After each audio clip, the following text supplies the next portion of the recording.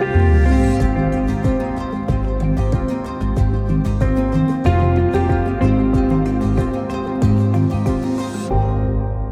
this International Women's Day, the theme is Choose to Challenge. And one of the things that we've been hearing more and more about over the last 12 months, over the last year, since the first lockdown, are the challenges that are faced for women within the criminal justice system, but also within the domestic environment and the rise in domestic violence. I'm really just delighted to be joined for this discussion by four incredibly powerful and committed women who have all chosen to challenge here in the Southwest. We have Alison Hernandez, who is the Police and Crime Commissioner for Devon and Cornwall. Thank you, Alison. Lynn Gooding from the charity First Light. Sue Brizell. Sue, thank you for joining us. You're from Make Amends, and also Rebecca Wood. You are a criminal defence solicitor and chair of Working in Partnership with Women in the Criminal Justice System. Between the four of you, you have experienced a lot. Can I just go back to the big headline of the last 12 months, which is this hideous rise in rates of domestic violence? I think probably Lynn, you as Chief Executive of First Light, domestic violence support charity, please can you talk us through what has been happening? Yeah, sadly, there's been a really significant increase in domestic abuse within the home. So when we all went into the first national lockdown, things went really quiet for a lot of the services. So, there's lots of providers in Devon and Cornwall that provide domestic abuse support for victims. And we all saw a drop off in referral rates. And we were really concerned about that, because it meant that people were trapped within their homes and they were fearful. And, we were making every effort to make sure people were aware that all our services were still operating. But it wasn't till later in the summer, when lockdown measures eased, that our referral rates started to go up. So I know there's, different charities report different rates, but on average a 50% increase in referrals compared to the previous year. Now, bearing in mind our referral rates went through the floor back in March, and they were 50% higher than we were in 2019. That's a significant increase. But it's both domestic abuse and sexual violence that we're seeing such a significant increase. And what's been really encouraging in the last 12 months is people are talking about domestic abuse. You see it in soaps, you see it on the news quite frequently. And so people are, whether they're comfortable about talking about it, I'm not sure, but they're certainly acknowledging it and they're talking about it. My concern is they don't necessarily understand what really constitutes domestic abuse. I think they still think it's that physical harm that takes place, and there's so many different elements to domestic abuse. Yeah, but every single woman on screen is nodding, saying this. Can you? It's hard, I know, in a short period of time to drill down into this, but why is that? And actually, if you were to make an attempt to explain what it is, how would you explain it? Why are people not understanding what it is? It's a lack of education. We, as part of our service in Cornwall with Bernardo's, we deliver healthy relationships in schools. And I recall when training was first being delivered to the year 9s, they would give a scenario of a boyfriend, girlfriend go into a party, boyfriend sees the girlfriend kissing somebody else, and he then hits her because he's jealous. And they ask all the pupils viewing the film what they think about it and whether that's okay. And the majority of people, boys and girls, thought it was okay for him to hit her because he cared about her. They thought that was acceptable, and that's not a healthy relationship. That's not a respectful relationship. So we need to get into schools at a really young age to educate young people as to what is a healthy relationship, because if they're growing up in those sorts of environments anyway, they don't know any different, and that's the reality of it. So we need to educate young people to think, well, actually what I'm living in, what I'm experiencing, either, you know, with parents or as they enter into their own relationships. That's not the right, you know, that's not the right sort of respectful, loving relationship that I'm living in.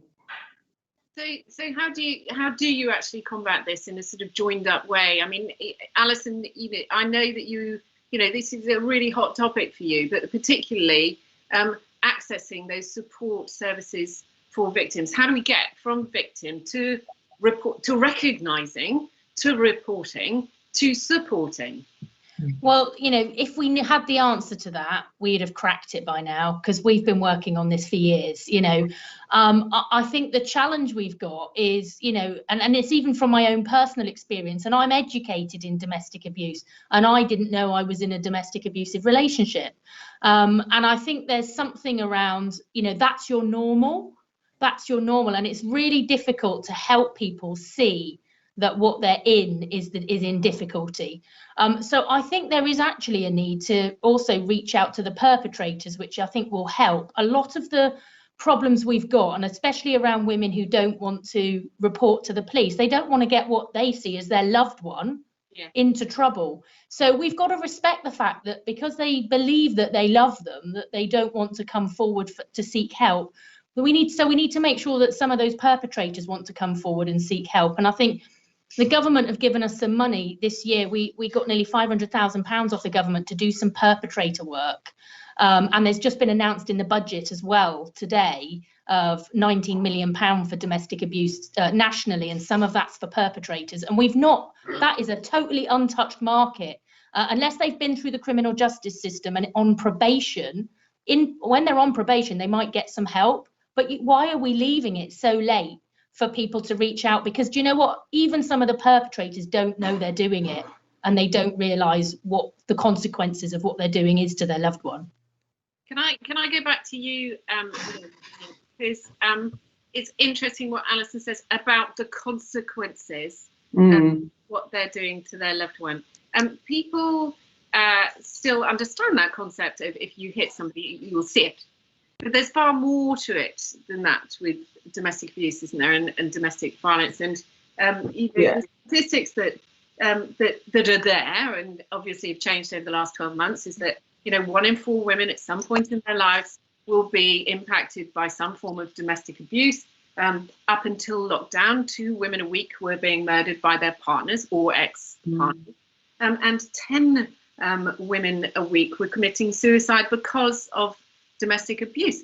Now, those statistics on their own are absolutely horrific and completely unacceptable, but you've discovered that that those stats have just gone through the roof, particularly the attempting suicide, suicidal ideation, self-harm.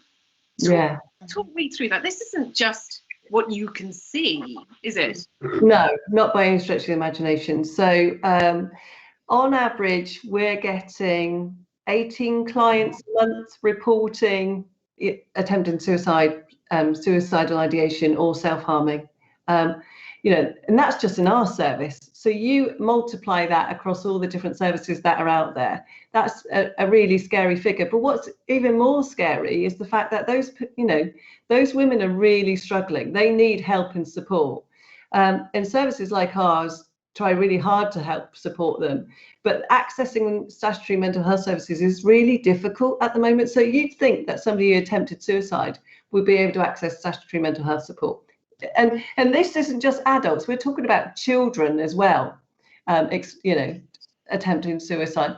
But the thresholds are so high to access that support, it's really, really challenging for them. And so staff, like the people we employ, are having to hold on to that risk. But I'd like to go back to a point that Alison raised in relation to those that use abusive behaviours. So historically, those you could only access support if you had entered into the criminal justice system. But we run a programme in Cornwall called Change for You. So that's people who can actually self-refer. So if they think they've got a problem with their behaviour, they can refer into the programme and get help and support. So they understand again, it's about building that healthy relationship, talking about coercion and control, emotional abuse, whether it's financial abuse as well as the physical abuse. And we've had, so the numbers are low, acknowledging the numbers are low, but and it's only for adults, both men and women. However, there has been a 30% increase in those actually engaging with the programme since our first national lockdown, which is a promising start, isn't it? And historically as well, when I was a police officer, I knew lots of people who would go to their GP and say, I've got a problem, and the only thing on offer was anger management. What's really encouraging is the fact that the Home Office have provided this funding so we can address the abusive behaviours before people go into the criminal justice system. So those people that want that help and support in their relationship have somewhere to go to address it before it escalates. Because that's absolutely wrong, isn't it? If we can address those behaviours early on and people can change their behaviour and enter into a more respectful, loving relationship, that's got to be the way forward, I think. Absolutely. Yeah, and this is absolutely a multi-pronged, multi-agency approach. Sue, I can see you nodding and nodding. This Make Amends is groundbreaking. Just explain what you do and why you're different. So we deliver restorative justice as a service commissioned by Alison Hernandez, new PCC, and a team. And the restorative justice is delivered across Devon, Cornwall and the Isles of Scilly. And what is fantastic about it is not only does it sit outside the criminal justice system, and in doing so can be really complementary to those people who are accessing kind of support, shall we say, within the criminal justice system. But what restorative justice does, it provides this really amazing and impactful tool for the victim of a crime to communicate with an offender, the impact that crime has had on them, and importantly for the offender. And excuse me for using the terminology victim and offender. We tend to use harmed and harmer, but for the purpose of this conversation, victim and offender. So what restorative justice does for the offender is to really become aware of the impact that their crime has had on an individual or a family, wider community, or a business. And it creates an opportunity to really kind of facilitate change and to heal harm that's been caused by crime. And I think kind of the idea of restorative justice is, as a service, as Make Amends as a service, we recently won the Howard League for Penal Reform Award for restorative approaches. Now, the thing with that is we were recognised as a service for our ability to work with and consider restorative justice for all crime types. Now, I think it's important to say, given the focus of this discussion is around domestic abuse, is that I think particularly for restorative justice, it can be impactful and it can be positive. However, particularly in and around domestic abuse, we have to be very careful around managing the risk of facilitating a restorative process and understanding the motivation, particularly of the perpetrator. But it's about making sure that we don't create any more harm than has already happened through the crime. What is, we've got loads of evidence locally about this, Alexis, around kind of what can be achieved through a really positive restorative process. And restorative justice can be working towards a conference or face-to-face meeting, but equally it can be done indirectly through letters and through letter writing, shuttle mediation. But I think kind of the reality is that it can work alongside people. I think if we consider domestic abuse as well, this isn't about as soon as a crime has been reported, there's a referral to restorative justice. A lot of work, if we use Lynn and First Light as an example, a lot of specialist work will go into supporting both parties with regards to kind of moving forward. And then there will come a point where the time is right for restorative justice. And just to finish, really, I was in a fabulous meeting this morning with the lead within Devon and Cornwall Police for domestic abuse. So they've got domestic abuse portfolio. And what was really interesting was them understanding that restorative justice is powerful for perpetrators and can really affect change with kind of breaking cycles of abuse. Yeah. Sue, as well, and this is something that I think you pointed out to me previously, but it's a statistic that I found quite astonishing. Actually, I wasn't expecting it, but that restorative justice can reduce reoffending by such a significant amount. Yeah, I think the challenge we have is about people understanding the value of restorative justice. So not only is it about giving a voice to people who've been harmed by crime, it's also about giving somebody who is in that cycle of crime, an opportunity to think about actually the impact of their behaviour, and that in itself kind of, has that impact on reducing reoffending, which currently nationally sits at around 14-15%.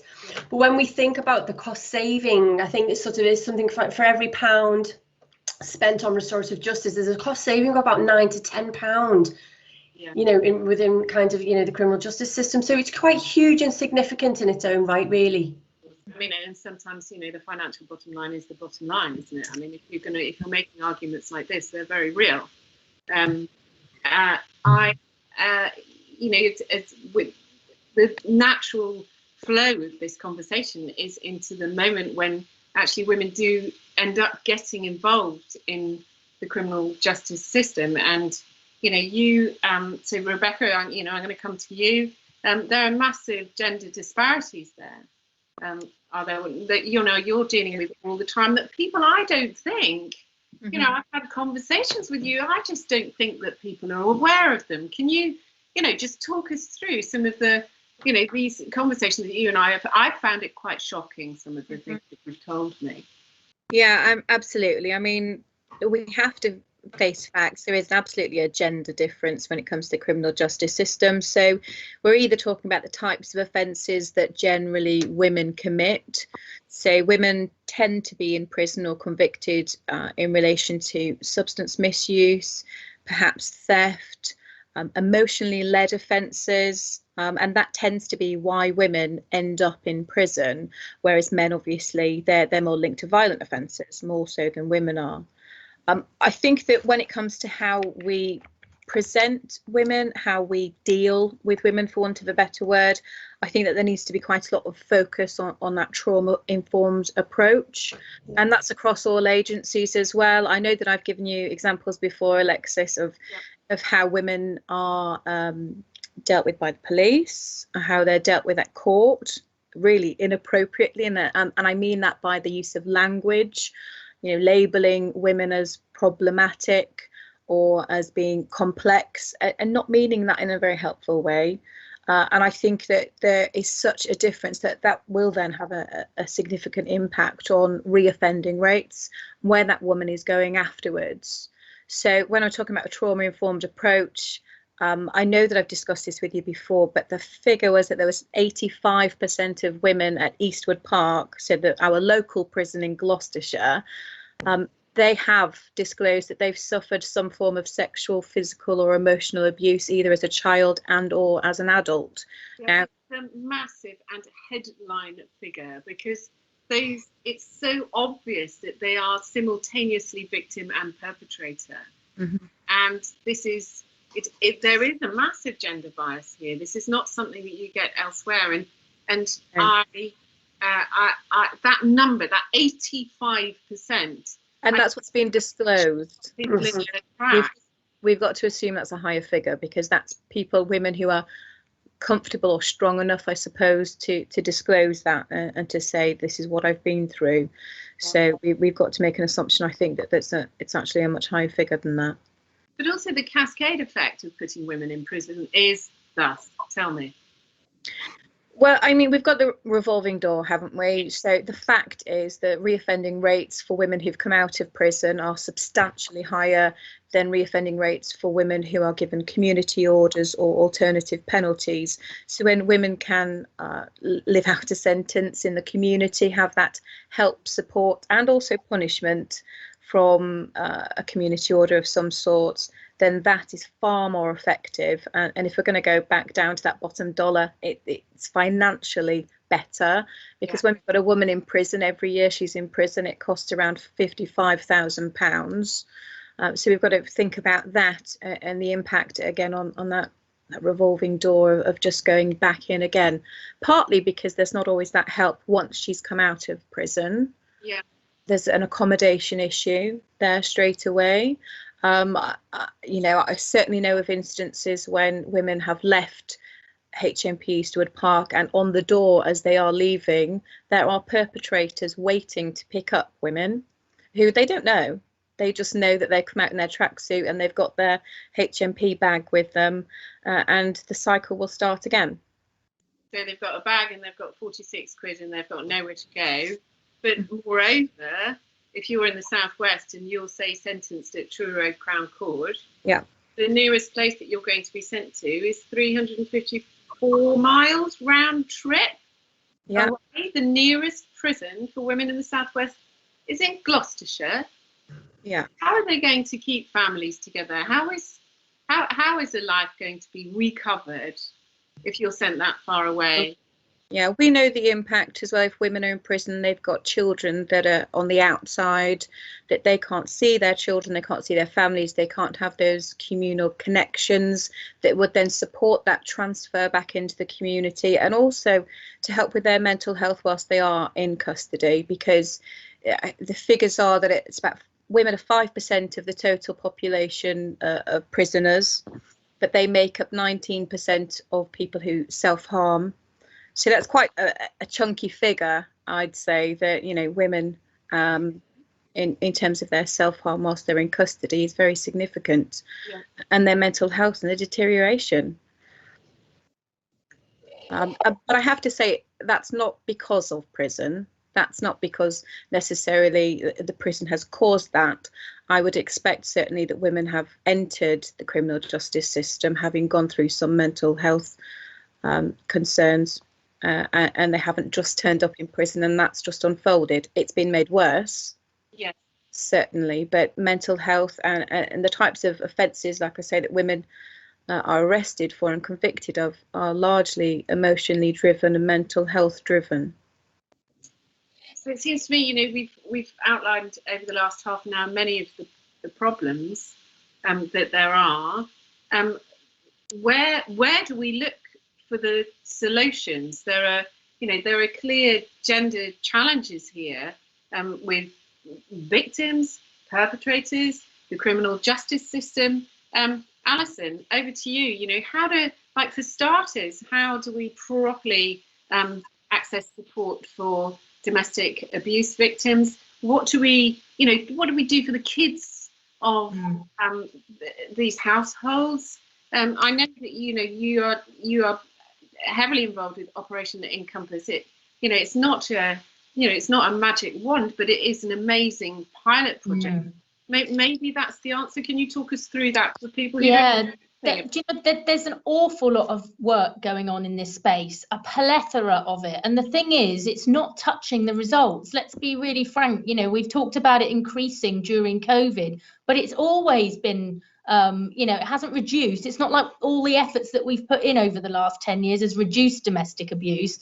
And we have this dilemma of, is it just improved reporting as to why the statistics are still high, or is it because there is a bigger problem? And we're not 100% sure about why that is. So it feels a bit like one of those unsatisfying areas that you don't ever see the results of, other than the personal, individual improvements that you see from someone who's come and managed to seek support. But I think there's a few things, really. I mean, firstly, one of the issues when we went into COVID was speaking to Dave and Liz Carney-Howarth, who run Operation Encompass, and immediately coming up with the concept of the teachers helpline. Yeah. And there's a need which is to help teachers in COVID who were potentially teaching children they didn't know personally, because only some children were allowed in school when we were in the lockdowns.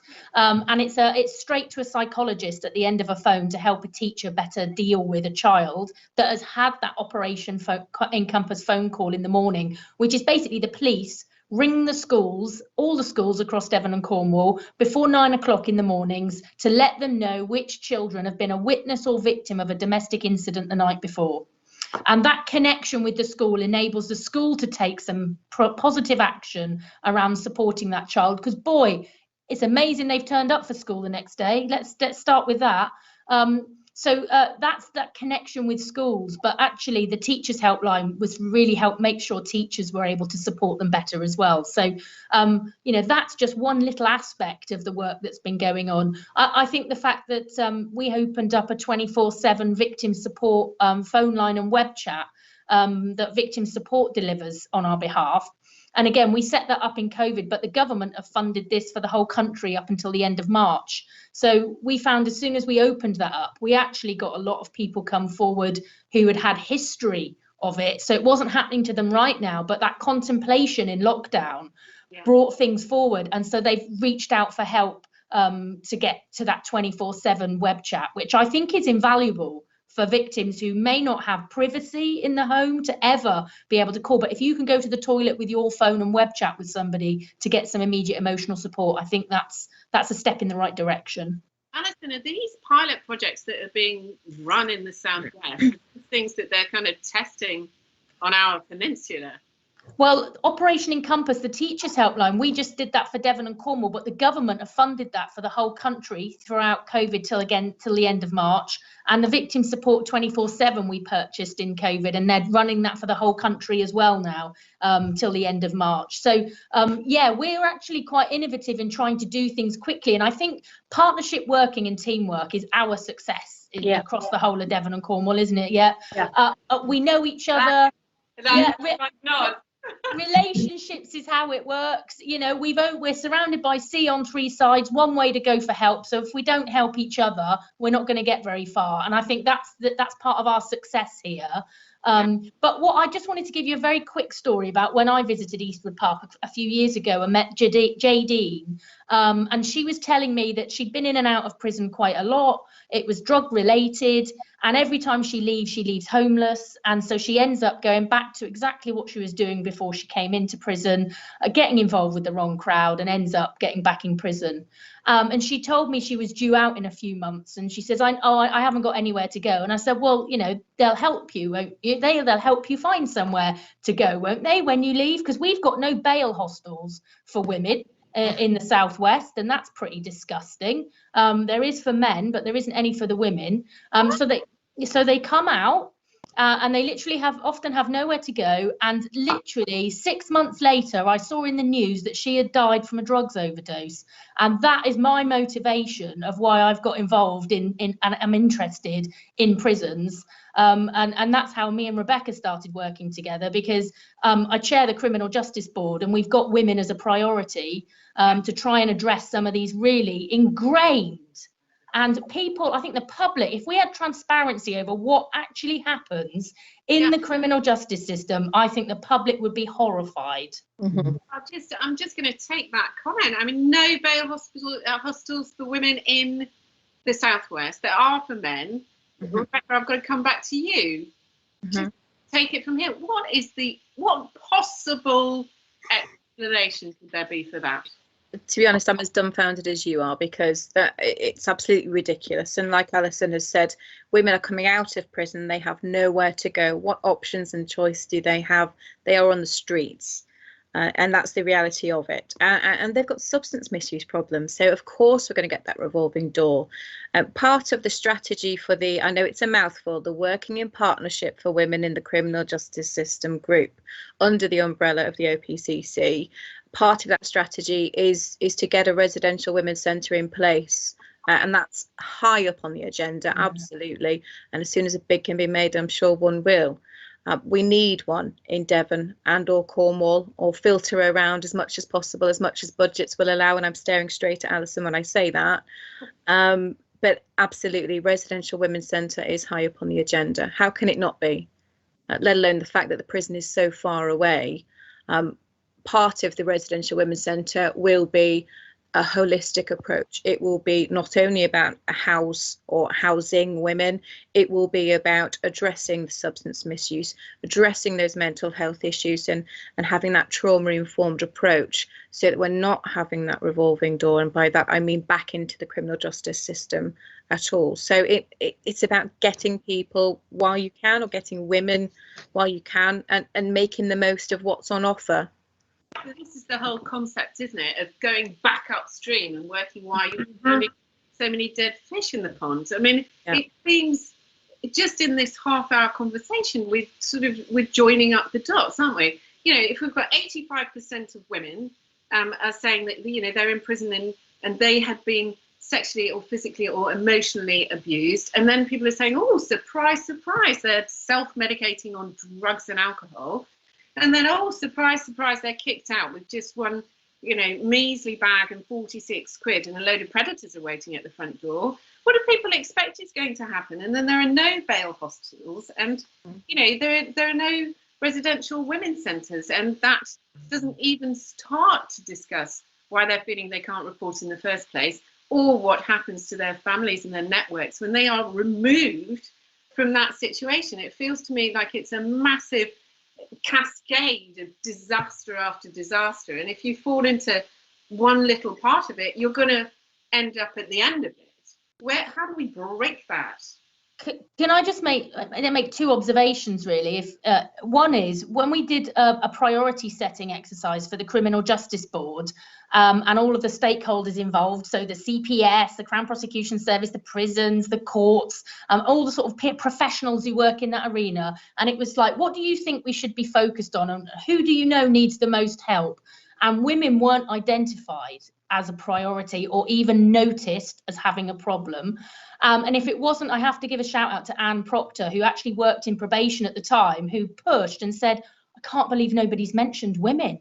I can't believe the issues that are affecting women are not on anybody's radar whatsoever. So that's the number one thing. The data probably isn't there, and they're not looking at it from each of their organisations' perspective very well. And secondly, I have to give a shout out to Trevi House in Plymouth, which is an amazing residential facility for women who are struggling with abuse issues, substance misuse, mental health issues, who are getting their children taken away from them, and they are likely to be pregnant or they've got a newborn, and they go and stay at Trevi House in Plymouth, and it's transformational for the women that I've met down there. So I have to give a shout out to Trevi House, because that's on our patch and we should be really proud. It's in Plymouth, and it's a national referral centre, so women from all over the country take advantage of that service that they offer. But Alison, I'm really astonished by these statistics and the conversation that we are having between the five of us in 2021. You know, what is going on here? Why are people not taking this seriously when these so clearly impact on women who make up 51% of the British population? It's a massive proportion of the population, and not least, you know, these gender-specific crimes that we know that they are affected by. You know, I've run down these with you before. I'm not a mathematician, but when you've got 1 in 5 women are going to be affected by stalking at some point in their lives, you know, you and I know all about that. 1 in 4 women are going to be impacted by some form of domestic abuse. 1 in 4 women will be seriously sexually assaulted or raped at some point in their lives. Half of women are complaining about sexual harassment in the workplace. You know, 1 in 10 women are committing, 10 women a week are committing suicide because of domestic violence. And as I said before, you know, up until the lockdown, 2 women a week were being murdered in the United Kingdom by their partners or ex-partners. Now, these are the statistics that make up the backdrop of the theatre of our lives for half the population of the United Kingdom. And to you and me and Lynn and, you know, Sue and Rebecca, it seems blindingly obvious that if you've got such a significant proportion of people who are both victims and perpetrators, then something's going really badly wrong. If you are a victim and a perpetrator, of course you're going to self-medicate on drugs and alcohol. Who wouldn't? Sorry, but it's a really easy way of dealing with trauma, isn't it? If you don't know about people who are going to help you with trauma. So it is shocking to be having these conversations, but how do we get out of them? I think, if I could just add that, I know we're talking in great detail here about what isn't happening, but there is a lot of good stuff that's happening as well. Yeah. And I think certainly from my perspective, I don't know if everyone else would agree, what the last 12 months during COVID has brought is some greater, more effective partnership working. And I think back to so John Hamblin, Chief Executive of Shekinah, often tells a story about a little boy sees a load of starfish washed up on the beach, and someone questions why he just chucks one back in the sea.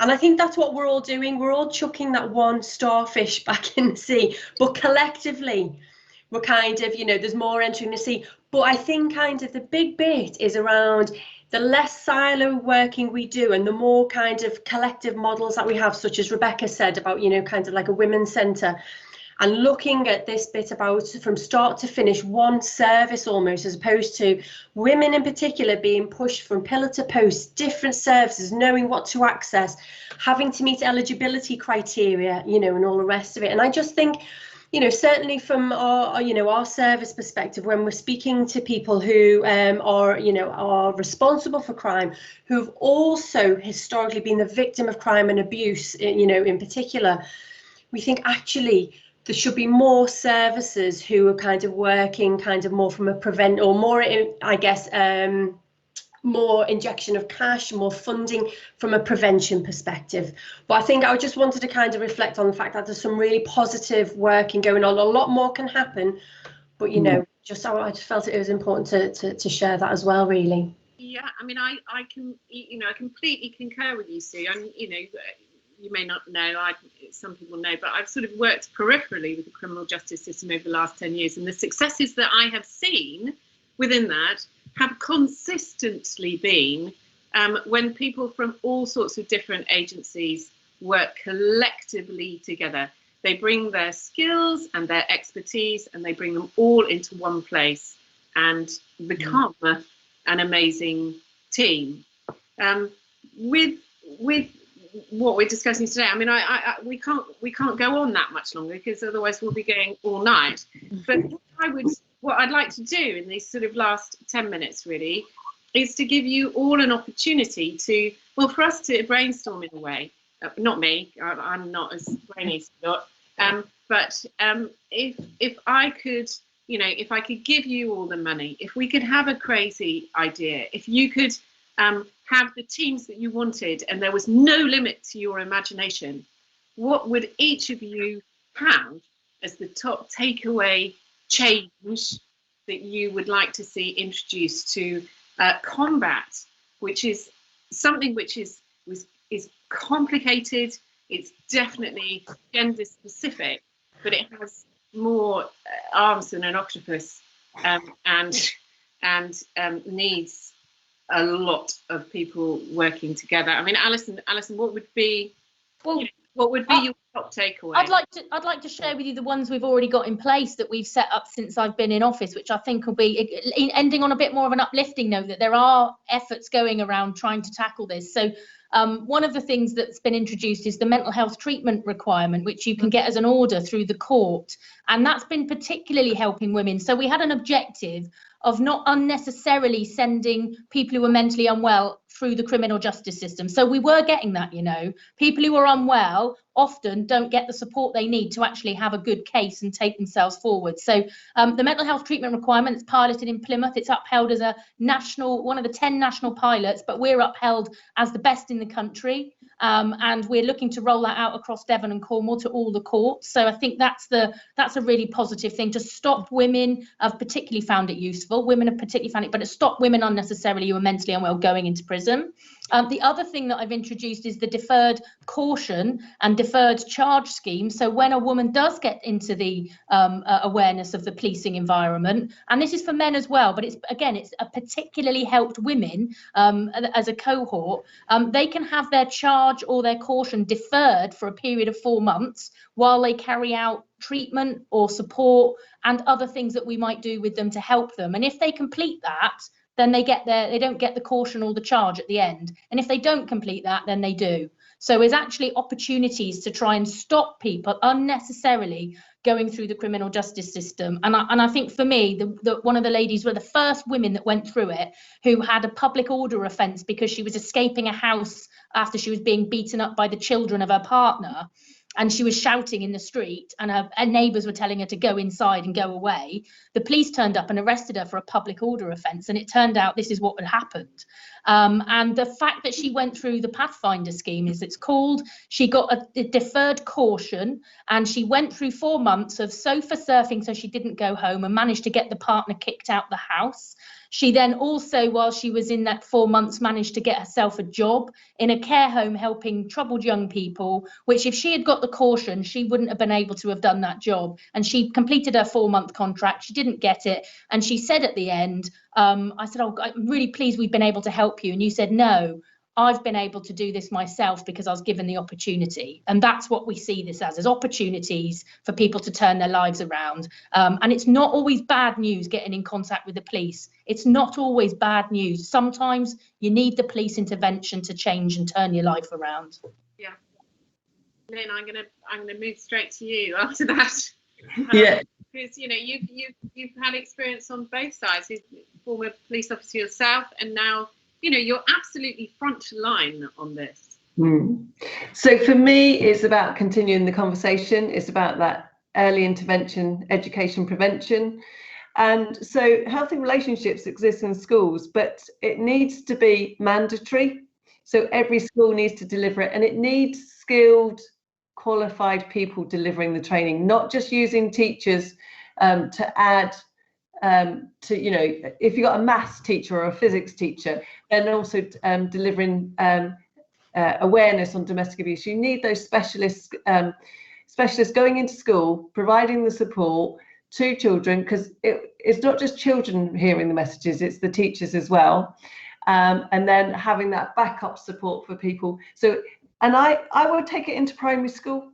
Let young people understand what is a safe and unsafe relationship, and then hopefully you'll go through generations and more people will understand what is safe and what isn't safe, and hopefully if either protect themselves or protect somebody else who might be suffering out there. That would be a really good one. And for those women who are in the criminal justice system at the moment, what's really sad is the fact that they don't feel worthy of help and support as well. So that's part of the vicious cycle that they feel. And some people feel safer in prison than they actually do on the outside. And we need to address that. We need to make life an awful lot safer for people on the outside, so they don't feel the need to go back inside as well. So getting women to understand that what their life has been doesn't mean to be the life for their future. It can be something different, and they're deserving of something different. Just because of what they've experienced up until now doesn't mean that's their life for good. For me, it's so Hear, sad. hear. It's absolutely here. It's just so sad. Sue, can I come to you? I know that part of your dream and aspiration is this one-stop shop. It makes logical sense, doesn't it, for everyone to have something all in the same place, and this partnership working in these collective models, and they'd be amazing. And if that is your sort of perfect scenario, how would you make that how could we make that happen? I think it's around changing cultures within organisations. It's around looking at how services are funded. So they're more I guess it gives organisations a lot more confidence to work in partnership and across partnership. So looking at kind of cross-sector working.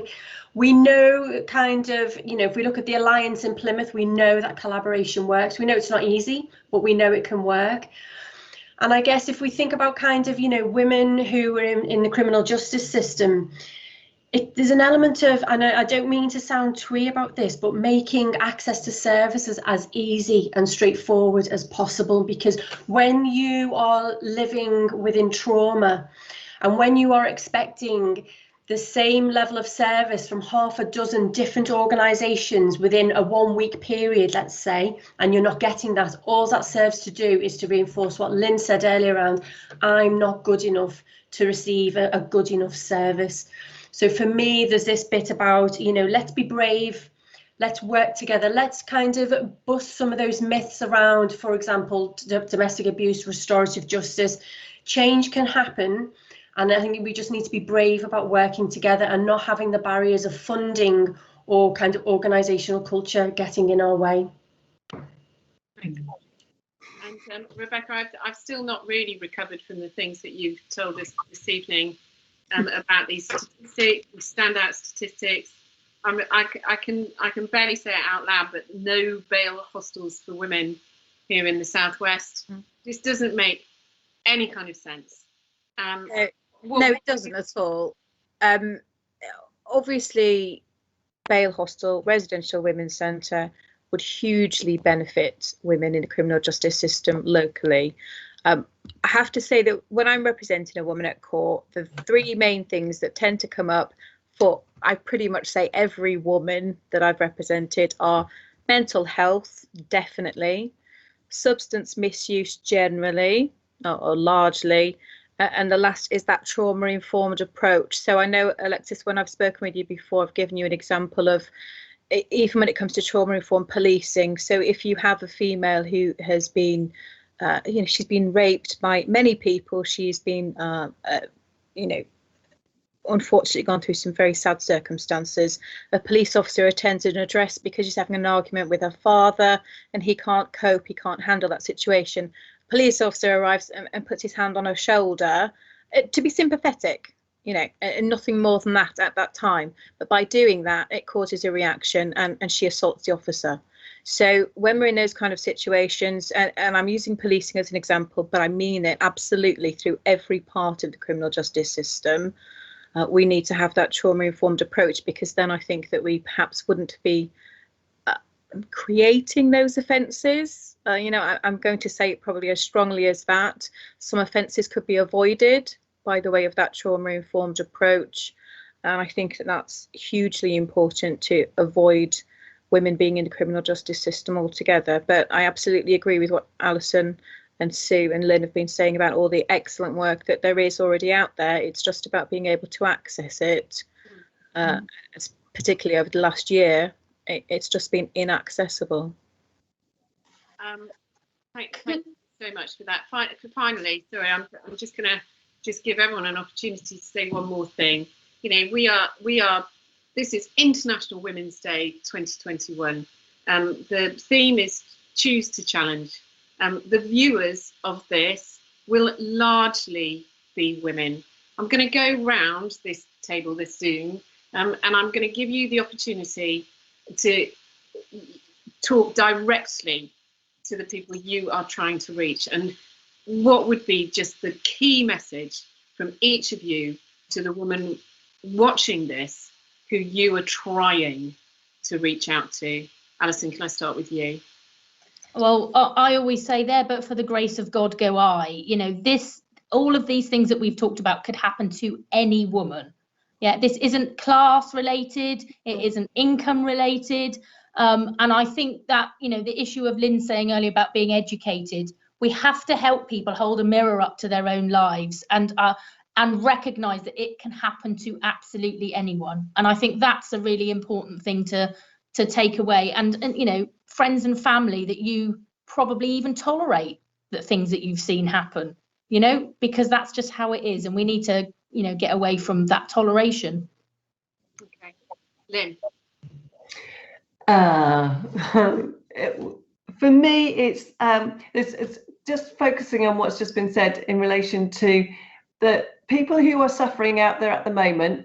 We are open, our doors are open. We are offering support to people who are suffering behind the four walls of their home. And so there's no need to suffer in silence. Just reach out. We're here to help you, and we'll do all we can to make you safe and your family safe. So don't think you have to suffer in silence. Reach out. We are there, and we're there now. Sue. So I would say to those of you watching that statistics and data would say that punishment and prison doesn't work. So the suggestion that there's going to be the building of another women's prison, that's not going to work. So what I would be saying is, if you are a victim of crime, or you have been harmed, or if you're an offender, that considering something like restorative justice can really make an impact. It can really stop that cycle of offending behaviour and really kind of make a difference. So regardless of historic kind of crime, I think I would be saying that if you are somebody for whom you feel restorative justice would work, please do think about it and reach out and, you know, take a look on our website at Shekinah. Thank you. Thanks, Sue. And Rebecca. Just two things, and I promise I'll keep it brief. So because the audience to this is going to be wide and vast and various. So the first thing I actually wanted to say was we need women representing women. So we need women police officers that women can speak to, that can tell police officers, I need to have a sanitary towel because I can't tell a police officer that who's a man, for example. And that's not the only benefit of having a women police officer, of course. We need women judges. You know, we need women in court, we need women probation officers, we need women throughout the line altogether. So actually my first plea is that please can we as women represent women, and please be ambitious to do that. Mm-hmm. And the second thing is that having had lots of conversations with women through lived experience, there is light at the end of the tunnel. Things can change, and you could be that role model for somebody else in the future. Things can change. Thank you. Thank you very much. Thanks to all four of you. It's been an absolutely amazing and revelatory hour. It's been packed full of information. That's definitely been along the theme of choose to challenge. I didn't know half of these things before, and I'm glad I do. Some of them I'm not so glad I know, but I can feel the determination and the collaboration that you all feel so strongly, particularly here in the southwest in this peninsula of the United Kingdom, where so often we do manage to pilot things before other people and take those risks together. I would just add myself to that message to anybody who is watching this. When you are a victim of crime, it is quite often very easy to feel silenced and handcuffed already by what's happening. You're frightened, you don't really know what's happening, you just know that the world is falling in upon you, and you don't believe that anyone's going to believe you or that there's anyone out there to help you. Please look at these women on screen and realise that they are there. There are amazing people out there to help you. There are incredible support services. All you have to do is reach out your hand and they will grab you. Thanks very much. Thanks, everybody. And Thanks, Alexis. we'll see. Thank you. Take care.